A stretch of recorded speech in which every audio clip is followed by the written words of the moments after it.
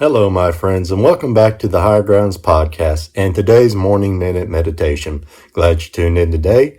And just a simple little thought from the Word of God today. In the book of Numbers, chapter number 22, we're giving a rather interesting and humorous story of Balaam and his donkey. You've probably heard the story. It's a very known and well recited story from the Bible, often taught in Sunday schools and whatnot. But when looking at the story, I think there's a great principle here that if we look at it, we could apply to our lives, and I think we'll get a lot of help from it.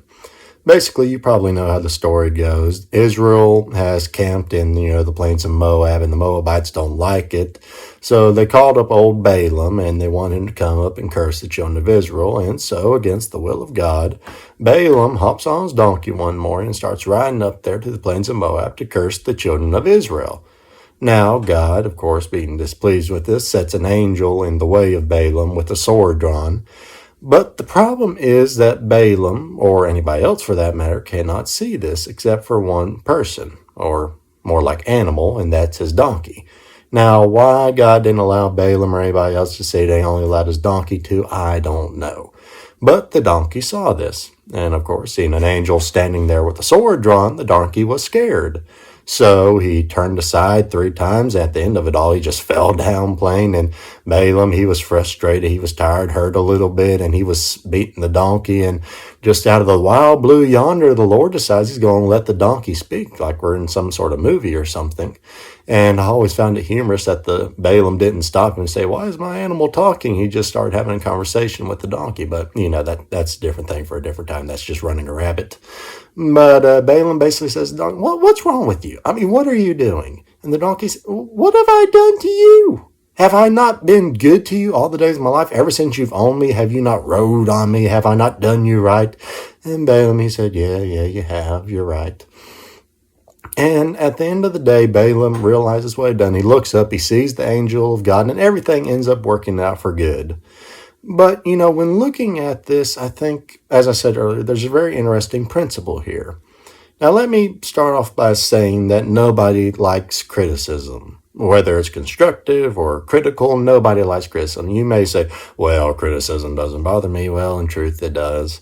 You may be able to play it off quite well. Maybe it doesn't really affect you that much, but at the end of the day, you do care about what people criticize you on.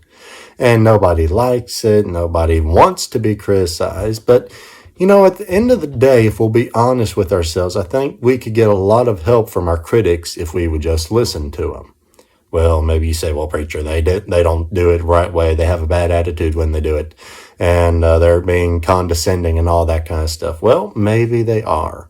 But, one guy, I think he said something similar to this. Sometimes the criticism about ourselves we end up hating the most ends up being the most true about ourselves. You see, most of the time when people are criticizing us, it's because they can see something in our lives that we ourselves can't. Balaam's donkey saw that angel while Balaam was completely oblivious to the fact, and he ended up saving Balaam's life because of it. Now, maybe he didn't do it in the right way. Maybe he shouldn't have smashed Balaam up against the wall, but at the end of the day, he criticized, you could say, Balaam for it, and Balaam ended up being the whole better for it. So at the end of the day, here's my simple thought. The next time someone criticizes you, whether it's critical or constructive criticism, whether they're doing it in a right or a wrong attitude, stop for a second before you get mad and just throw everything off and think, yeah, they ain't got no business doing this. Just stop and think about what they're saying and ask yourself, is there any truth to this? And can I improve upon this? It's a simple thought, my friends, but I hope you have a blessed day.